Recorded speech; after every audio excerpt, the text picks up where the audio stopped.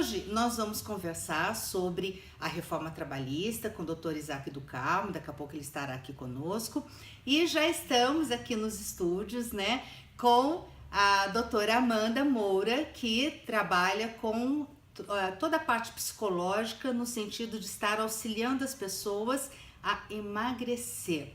Tem um grupo de estudos, ela estava me falando, né, não só de estudos, mas também de comportamento, e está dando muito certo, está bem legal. Ela falou, esse grupo para apoio psicológico no sentido de estar auxiliando as pessoas a emagrecerem, tá? Então, o nosso programa é assim. O nosso programa, ele vem com música, com entretenimento, com temas atuais, convidados, entrevistados. Temos o seu direito, sempre temos a parte da saúde. Então, nós estamos buscando formatar de uma forma que você fique satisfeito e que a gente possa estar cada dia melhor.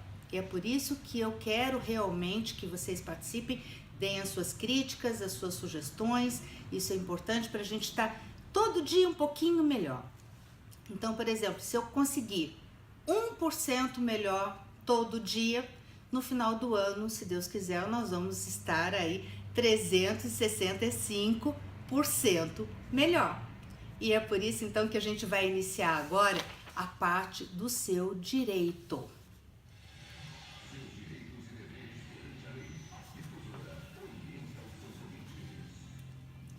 Hoje nós vamos conversar sobre o INSS. Eu tenho aqui uma notícia que é do Tribunal Regional Federal da Terceira Região, onde o INSS foi condenado a indenizar a mãe de um segurado que faleceu após ter o auxílio-doença negado.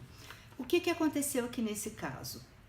Esse segurado, ele era pedreiro, tinha carteira assinada como pedreiro, né? E ele então precisou do auxílio-doença por um problema de cardiopatia. Então ele tinha um problema no coração e ele passou então na perícia do INSS dizendo que ele não tinha condições mais de trabalhar, isso com um laudo do médico do SUS, com o laudo do médico dele, né, com todos os exames, e mesmo assim o perito do INSS diz que ele poderia retomar as suas atividades laborais, ou seja, retornar ao trabalho.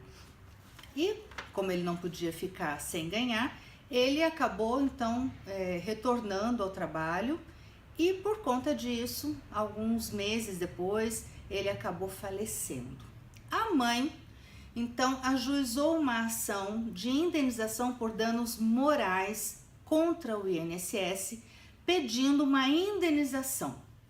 Por quê? Não é para substituir a dor que a condenação por danos morais acontece. Primeiro, ela acontece para tentar compensar um pouco a dor da pessoa que sofreu, que foi ofendida.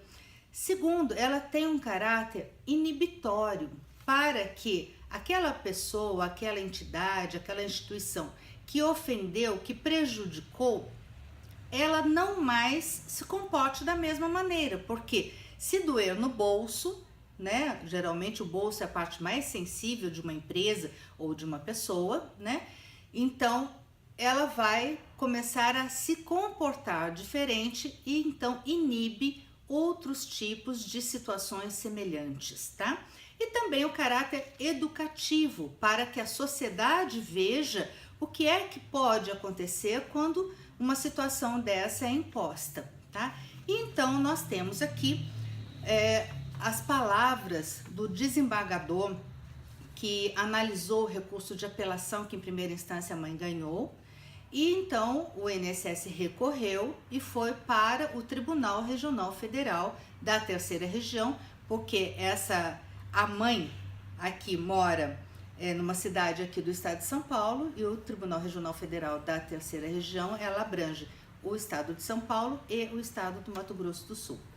Então, olha só, no voto, o desembargador ele falou o seguinte: é do INSS a responsabilidade pela morte desse brasileiro trabalhador que foi desprezado pelo órgão que deveria tê-lo protegido.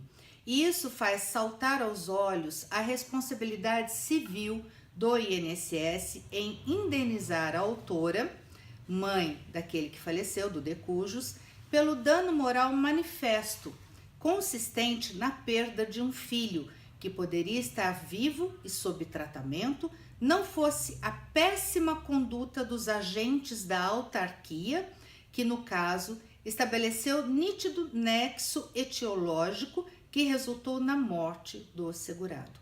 Destacou então o desembargador do Tribunal Regional Federal.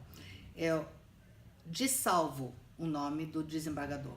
Então, gente, isso aqui eu trouxe essa matéria, primeiro, como um alerta para as pessoas que buscam os seus direitos previdenciários e não veem atendidos, e também como profilaxia de mercado. Por quê? Porque se todas as pessoas agissem como a mãe desse segurado, com certeza a autarquia não estaria negando casos explícitos e urgentes de concessão de benefícios, como a gente vê que acontece. Esse é um caso concreto que a gente vê, infelizmente, aí resultando na morte do segurado, como o desembargador falou, poderia estar vivo, porque a autarquia deveria então protegê-lo, porque ele contribuiu para o INSS. Só tem direito ao auxílio-doença quem contribui, só tem direito a se aposentar quem contribui, só tem direito aos benefícios da Seguridade Social quem paga todo mês a contribuição. Então, se pagou, tem direito ao benefício, né? Essa é a nossa dica jurídica de hoje.